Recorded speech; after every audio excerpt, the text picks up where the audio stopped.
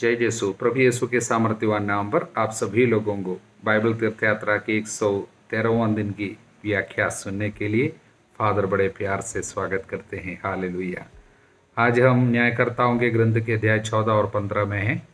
साथ में स्तोत्र संज्ञा 71 और प्रेरित चरित्र के 24वां अध्याय।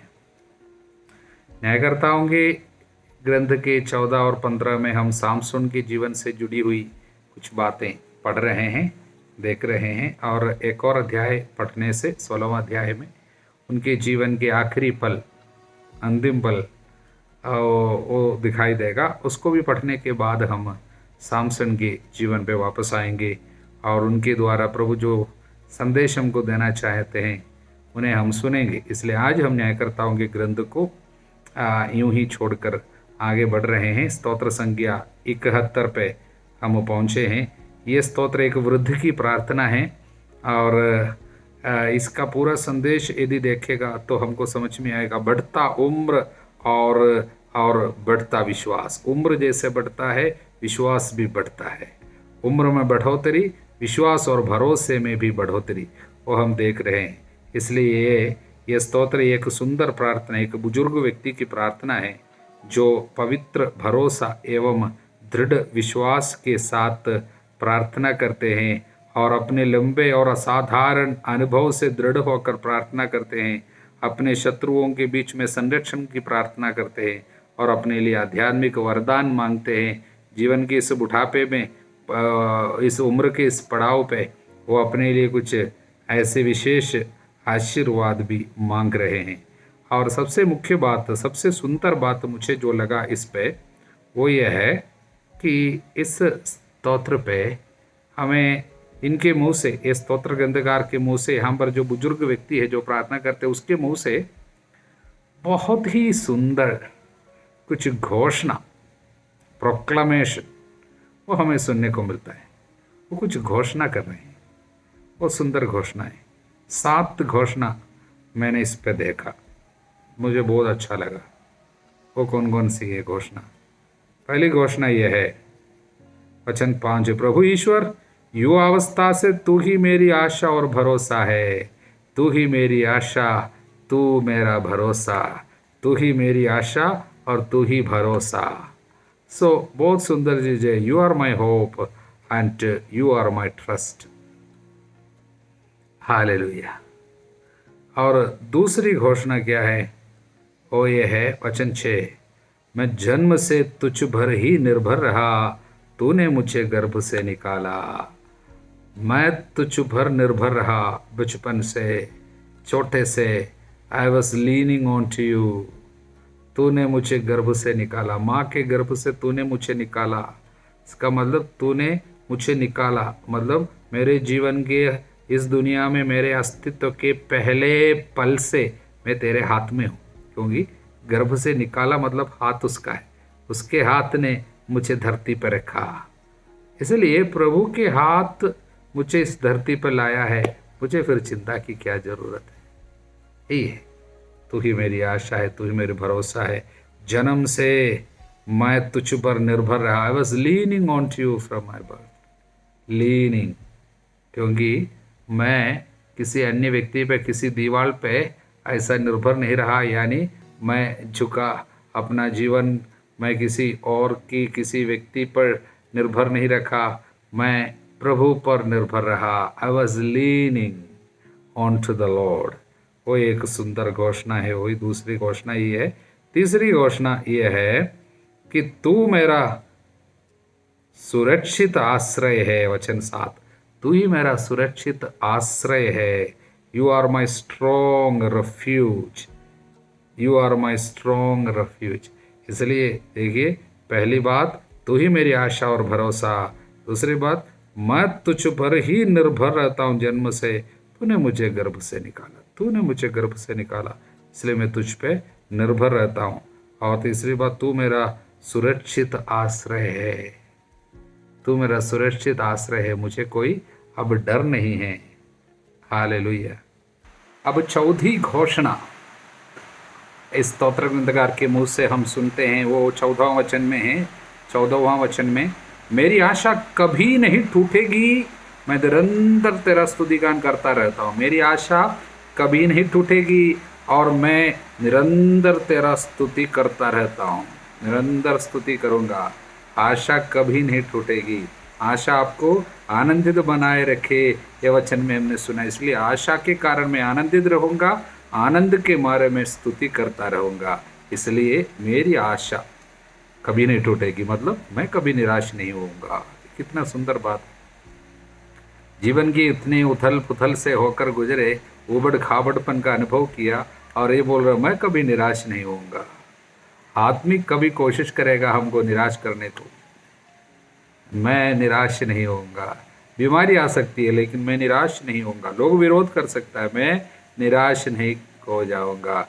गलतफहमी तो हो सकती है लेकिन मैं निराश नहीं होगा। इसलिए मेरी आशा कभी नहीं टूटेगी, मैं निरंतर स्तुति करता रहता हूँ। इसलिए इस पे एक बहुत सुंदर संदेश छिपे हुए हैं, क्योंकि हमें कभी निराश नहीं होना है। इसके लिए हमें क्या करना चाहिए? निरंतर स्तुति करनी है, बराबर स्तुति करनी है, सभी बातों के लिए स्तुति करनी है, तो हम निराश नहीं होंगे। यही है चौथी बात। पांचवी बात वचन 16 पे, मैं प्रभु ईश्वर के महान कार्यों का बखान करूंगा। बखान करता हूँ मतलब मैं साक्षी बनता जाऊंगा। मैं हमेशा प्रभु के बारे में बोलूंगा, मैं उसकी चर्चा करूंगा, उसने जो कार्य किया उसके बारे में बोलूंगा। मैं जहां जहां जाता हूं मैं उसके महान कार्यों का बखान करूंगा।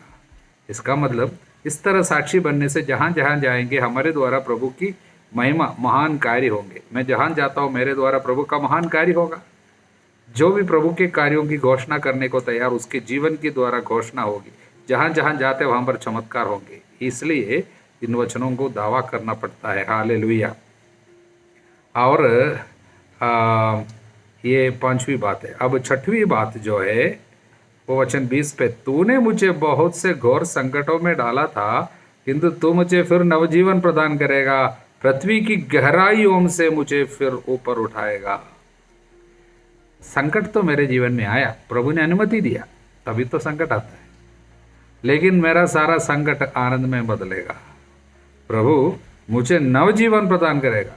भले ही मेरे जीवन में बीमारी आ सकती, मृत्यु आ सकती है, लेकिन पृथ्वी की गहराइयों से मुझे फिर ऊपर उठाएगा। मैं पृथ्वी की गहराई पे कब्र पे जाकर वैसा नहीं बैठूंगा। यानी मेरा शरीर यहाँ गलकर नष्ट होने के लिए नहीं आया हूँ। तू मुझे गहराइयों से, पृथ्वी की गहराइयों से ऊपर उठाएगा। एक अनंत जीवन की एक आशा है। उस समय भी पवित्र आत्मा ने थोड़ी सी प्रेरणा, थोड़ी सी पूर्ण रूप से उस समय आनंद जीवन की बातें, शरीर के जी उठने की बातें, ये सब पूरा विश्वास उस समय प्रकट नहीं हुआ। लेकिन यहाँ पर हम कुछ झलक देखते हैं। प्रभु इतना तो प्रकट किया, इसलिए वो बोलते पृथ्वी की गहराइयों से मुझे ऊपर उठाएगा। ये मृत्यु की बात भी हो सकता है, और जीवित रहते समय शायद हम लोग एकदम नीचे तक गया, we hit the bottom line, मतलब बहुत पराजित होकर, लेकिन वहाँ से मुझे ऊपर उठाएगा।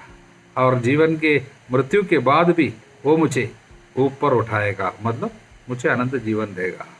एक बहुत सुंदर घोषणा है।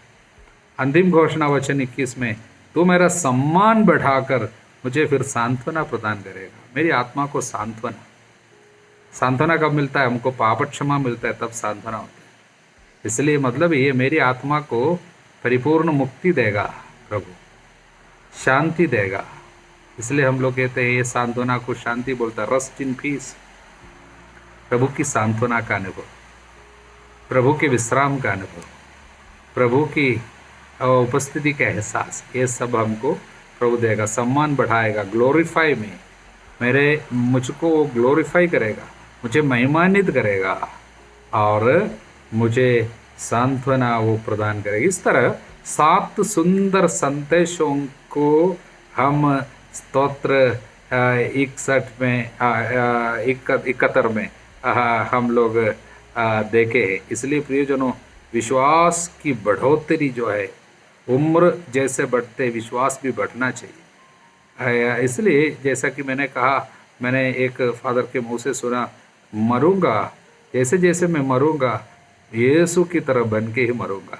मतलब जैसे उम्र में बढ़ते हमें यीशु की तरह पूर्णता में बढ़ना है, विश्वास, भरोसा, प्यार में, दूसरों के प्रति दया में और प्रार्थना में, आध्यात्मिक जीवन में बढ़ना है।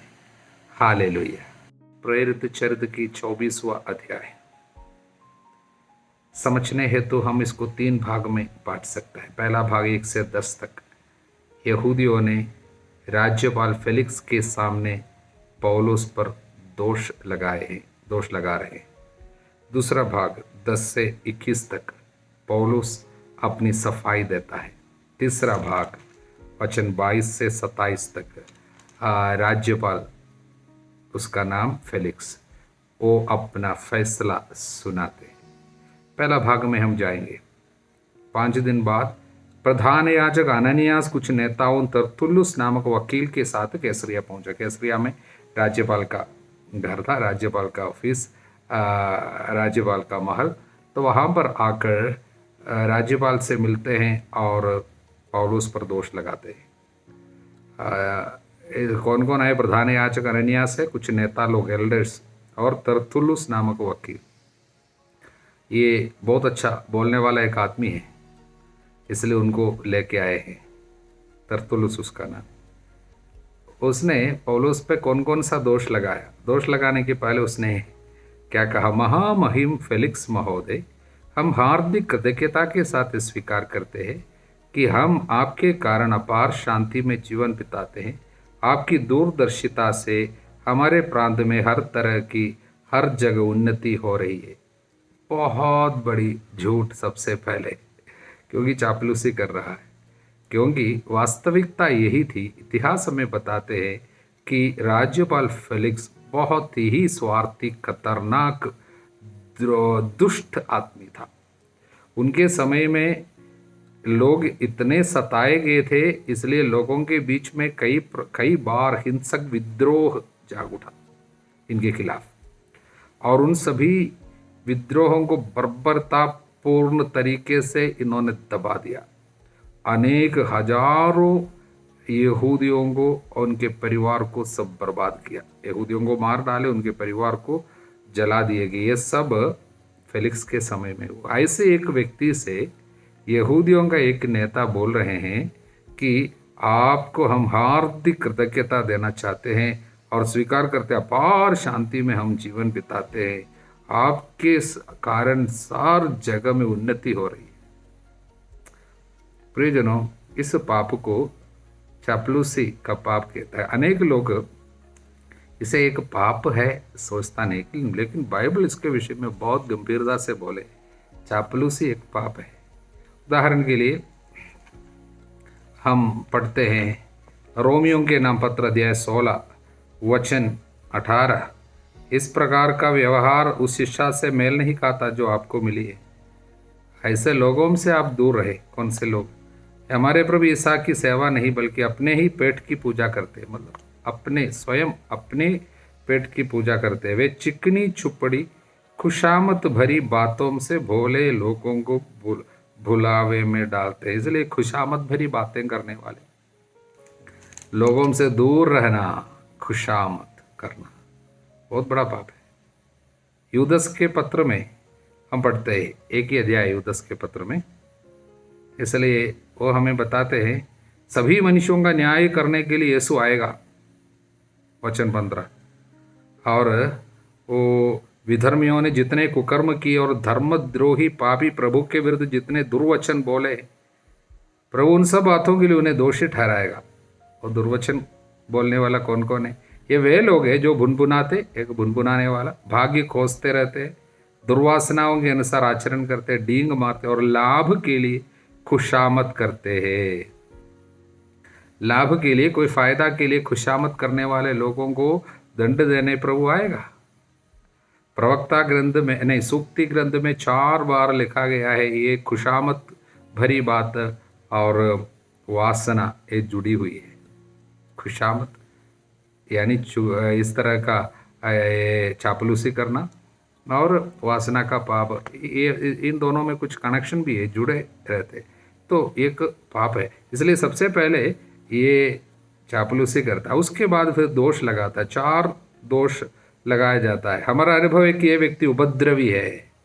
इंग्लिश में ऐसे प्लेग माने महामारी की तरह फैलता है, ये इसमें जहर है, आदमी को मारने वाला आदमी, मतलब दूसरों में ये फैलाता है विद्रोह, या इसको एक प्लेग कहता है।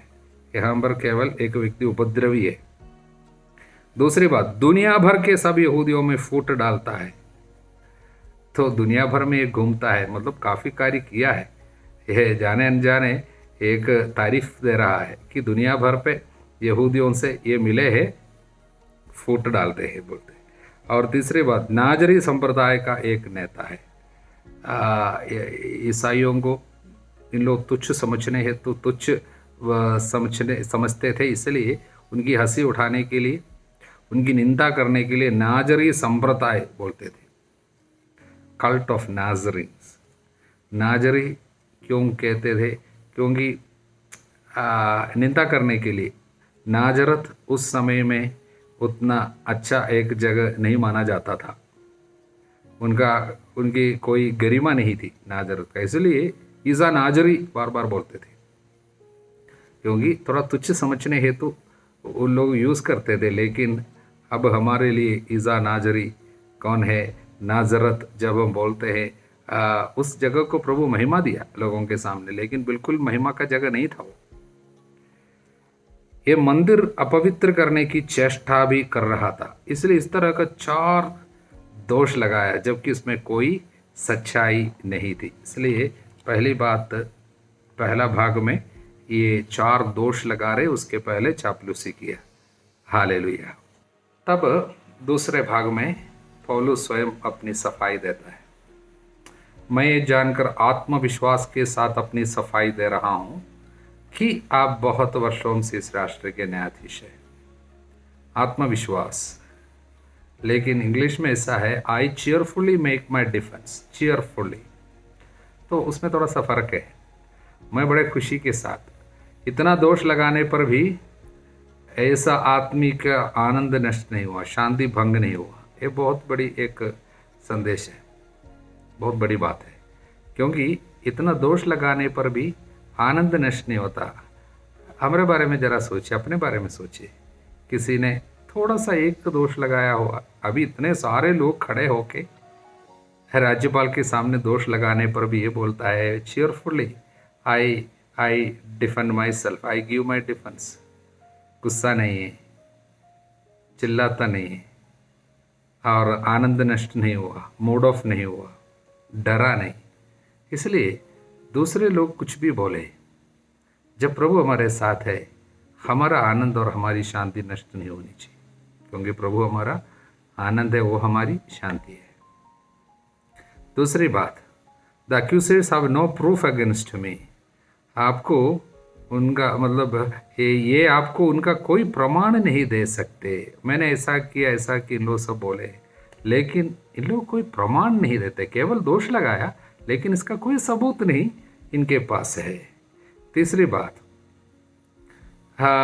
लेकिन मैं स्वीकार जरूर करूंगा कि ये जिसे संप्रदाय कहते हैं, नाजरी संप्रदाय, मैं उसी नवीन पंथ के अनुसार, वो एक रास्ता है, एक मार्ग है, उसके अनुसार अपने पूर्वजों के ईश्वर की उपासना करता हूँ। मैंने अपने पूर्वजों के ईश्वर के, हमने पूर्वजों के ईश्वर को नहीं छोड़ा है।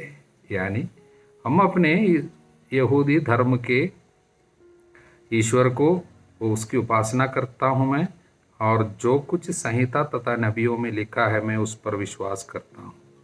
यानी मूसा की संहिता पे और नबियों के ग्रंथों में जो कुछ लिखा, मैंने उसको कुछ नहीं ठुकराया, मैं उस पर विश्वास करता हूँ। इस तरह वो प्रकट करता है कि प्रकट कर रहे हैं कि यहूदी धर्म के कोई भी चीज को हमने ठुकराया नहीं, लेकिन उसकी पूर्णता ईसा मसीह में, इस पंथ में, इस नए रास्ते पे। इसलिए हम उसके खिलाफ नहीं हैं, यहूदियों के खिलाफ नहीं है, हमने कुछ भी ठुकराया नहीं, हम उसके खिलाफ कुछ नहीं बोला, बल्कि उसकी पूर्णता प्रभु यीशु पे हम इसलिए विश्वास करते हैं। और तीसरी बात, चौथी बात यह है कि हम ये भी स्वीकार करते हैं कि हम आशा करते हैं कि धर्मियों तथा अधर्मियों का पुनरुत्थान जरूर होगा। इसलिए अधर्मियों को भी पुनरुत्थान होगा, उसके बाद प्रभु के सामने न्यायासन के सामने खड़ा होना पड़ेगा। पुनरुत्थान पे हम विश्वास करते हैं, वो जरूर स्वीकार किया। और इसलिए मैं ईश्वर तथा मनुष्यों की दृष्टि में अपना अंतःकरण निर्दोष बनाए रखता। हमारा पुनरुत्थान होगा और पापियों को भी उनका पुनरुत्थान होगा, उसके बाद प्रभु के सामने खड़ा होना पड़ेगा। इसलिए मैं अपने हृदय को, अपने अंतःकरण को मैं निर्दोष बनाए रखने की कोशिश करता हूँ। फिर छठवीं बात, मैं अपने लोगों को दान पहुँचाने मंदिर में भेंट चढ़ाने आया था। ये दान हमने देखा, यरूशलेम की कलीसिया के लिए उन्होंने दान मांगे थे और उस दान लेके वे आए हैं। कहाँ से? हम जनरल यानी हम कुरिन्थियों के पत्र में उसके विषय में पढ़ते हैं, एफेसियों के पत्र में, गलातियों के पत्र में से पढ़ते हैं, वहाँ से दान लेके आए थे। और अंत में यदि उन्हें मेरे विरुद्ध कुछ कहना था, यहाँ पर जब मैं मंदिर पे आया, प्रार्थना सब किया, मैंने कोई उपद्रव नहीं किया। वहाँ पर किसी को मेरे विरुद्ध कुछ होता तो वे स्वयं आपके यहाँ उपस्थित होकर मुझ पर अभियोग लगाना चाहिए था। उन लोग आते, कोई भी नहीं आया। इस तरह इन 7 बातों के द्वारा अपनी सफाई दिया। कितनी शांति से देते हैं, कोई गुस्सा नहीं किया। अपने को जो बोलना है प्यार से बोला, हिम्मत के साथ बोला। इस बात की सबूत है कि पवित्र आत्मा उनके साथ रहा, इसलिए इतने दोष लगाने पर भी वो विचलित नहीं हुआ। प्रियजनों, पवित्र आत्मा आपके साथ होने की सबसे बड़ी सबूत क्या है? कोई भी कुछ गलत बोलेगा, आप विचलित नहीं होंगे। पवित्र आत्मा से संचालित है तो आपके विरुद्ध जब कोई कुछ बोलेंगे, निराश नहीं होंगे, न आप हिम्मत हारेंगे, न गुस्से में आएंगे, न आप भुनभुनाएंगे, न आपकी शांति और आनंद भंग होगी। वो एक सबूत है, आत्मा से संचालित व्यक्ति की सबूत है। हालेलुया। इस अध्याय के अंतिम भाग में, तीसरे भाग में, हमें फेलिक्स जो राज्यपाल था उस समय, उसके विषय में कुछ बातें सुनने को मिलते हैं, उनके स्वभाव की कुछ झलक। इसमें पहली बात है 22 और 23वां वचन में, पौलुस के बारे में अभी जो मुकदमा चल रहे हैं, उस मुकदमा का फैसला उनको देना था और पौलुस की बेगुनाही की बात, उनकी निरपराधता की बात पूर्णतः इनको मालूम हुआ। उसके बावजूद उसने फैसला नहीं लिया, लेकिन फैसला को टाल दिया, बाद में करूँगा बता दिया। कप्तान लूसियस के आने पर मैं आप लोगों के मुकदमे का फैसला करूँगा, बाद में करूँगा। कारण यही है कि अभी इनको छोड़ देने से शायद यहूदी लोग थोड़ा सा इनके खिलाफ विरोध मन में रख सकते हैं, कुछ इस तरह की बात फैल सकते हैं। वो नहीं चाहा, क्यों तकलीफ उठाना है? भले ही सत्य किसके पक्ष में है मालूम हुआ, उसके बावजूद सत्य के पक्ष में फैसला लेना नहीं चाहा, एक बीच रास्ता अपनाया, ना इधर ना उधर, क्योंकि स्वार्थी था, सत्य के लिए खड़ा नहीं हुआ। दूसरी बात, 24 से वचन, कुछ दिनों बाद फेलिक्स अपनी यहूदी पत्नी द्रुसिल्ला के साथ आया। उसने पौलुस को बुला भेजा और ईसा मसीह में विश्वास का विवरण सुना। पौलुस ने यीशु के बारे में और उनको साक्षी दिया और प्रभु के बारे में बताया। ये द्रुसिल्ला पत्नी जो है इसकी विशेषता क्या है? द्रुसिल्ला वो राजा हेरोद की बेटी थी, तीसरी बेटी, हेरोद अग्रिप्पा। अब जो हेरोद अग्रिप्पा उस समय राज करते हैं, वो हेरोद अग्रिप्पा सेकंड है। हेरोद अग्रिप्पा सेकंड वो द्रुसिल्ला का भाई है। द्रुसिल्ला की शादी हो चुकी थी पहले असीसूस करके एक राजा के साथ, यमेसा के राजा था। लेकिन ये फेलिक्स ने उनको लुभाया और उनको चुरा के आ गया वहाँ से और इनकी पत्नी बनाई। और ये द्रुसिल्ला फेलिक्स की तीसरी पत्नी थी। इतिहास मतलब बताते हैं, तो हिस्ट्री हिस्टोरियंस हमें इसके पूरा सच्चाई बताते। तीसरी पत्नी थी, मतलब वासना के पाप में जीवन बिताने वाले दोनों। ऐसे व्यक्ति को, इन दोनों को सामने देखकर प्रभु तुरंत, पवित्र आत्मा इनको एक प्रेरणा दिया पौलुस को। पौलुस ने न्याय, आत्म संयम तथा भावी विचार, यानी भविष्य में विचार होगा, न्याय होगा, दंड मिलेगा, इन 3 बातों को सिखाया। न्याय के बारे में यानी राइचियसनेस के बारे में, पवित्रता के बारे में, और आत्म संयम के बारे में, भावी विचार के बारे में, यह सब बोलने लगा। देखिए, पौलुस को कोई डर नहीं था, सीधा आदमी के जीवन पर सीधा निशाना लगा रहे। वचन ऐसा है, इनको जरूरत थी, क्योंकि वासना में, अशुद्धि में, अपवित्रता में जीवन बिताने वाले राजा यानी राज्यपाल उनकी पत्नी को ऐसा वचन दे दिया। तो फेलिक्स पर भय छा गया। इसका मतलब उसको लग गया, भय छा गया। तब वो प्रभु के लिए एक फैसला ले सकता था, लेकिन पछतावा कर सकता था, लेकिन इसने क्या किया? उसने कहा, तुम इस समय जा सकते हो, अवकाश मिलने पर मैं तुमको फिर बुलाऊंगा। वो भी ठाल दिया। देखिए, इसका स्वभाव की एक कमी सामने आ रही, ठाल देता है। अनेक लोग हमारे बीच में भी ऐसा है, आज जो कार्य करना है, आज जो फैसला लेना है, बाद के लिए ठाल देता है। बाद में के लिए ठालने का मतलब कभी कर नहीं सकेगा, तिरस्कार कर रहे। प्रभु के लिए आज फैसला लेना था, लेकिन ठालने का मतलब आप तिरस्कार कर रहे हैं। मुक्ति आज की बात है, आज मुक्ति का दिन है।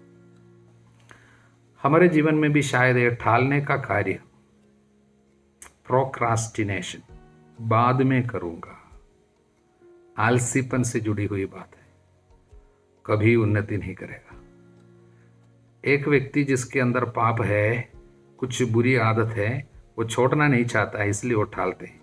उनको सच्चाई सामने आया, सच्चाई पहचानने के बावजूद स्वीकार करने की हिम्मत नहीं है, क्योंकि इसको स्वीकार करने का मतलब है मुझे बुराई को त्यागना पड़ेगा, उसके लिए तैयार नहीं है, इसलिए ठाल देता है। बाद में देखेगा, बाद में पछतावा करूंगा, बाद में पाप स्वीकार करूंगा। ऐसा व्यक्ति कभी आशीषित नहीं होंगे। और ये ठालने के पीछे और एक पाप था, वासना का पाप था। फिर और एक चीज था, 26वां वचन, उसे पौलुस की ओर से रुपया मिलने की आशा भी थी, इसलिए वो उसे बारंबार बुला भेजता और उसके साथ बातचीत करता था। इसमें लालच, वचन कहता है, जिसके अंदर पैसा के प्रति लालच है, भक्ति से कोई लाभ नहीं है, वचन से भी कोई लाभ नहीं है। कितने भी इनको वचन सुनाए जाएगा, लेकिन ये फैसला नहीं लेगा, कारण लालच है। इसलिए प्रियजनों, वासना और लालच में पड़े हुए इस आदमी प्रभु को स्वीकार नहीं कर पाया, सच्चाई को जानने के बावजूद भी स्वीकार नहीं कर पाया। आज भी अनेक लोगों के साथ यही होती है, वासना और लालच। पैसा के प्रति बहुत ज़्यादा लगाव है और शरीर के सुख वासना से जुड़ी हुई पाव में फंसे हुए उन लोग सच्चाई को जानने के बावजूद ठुकरा देगा। उनको बताया जाता है सच्चाई, लेकिन उसके बावजूद स्वीकार नहीं कर पाएगा। हमारे साथ कभी ऐसा ना हो। जो लोग इस तरह के पाव में फंसे हुए, उनके लिए भी हम दया मांगे। प्रभु आप सभी लोगों को आशीर्वाद प्रदान करें, अब सदा सर्वदा अनंत काल तक। आमीन।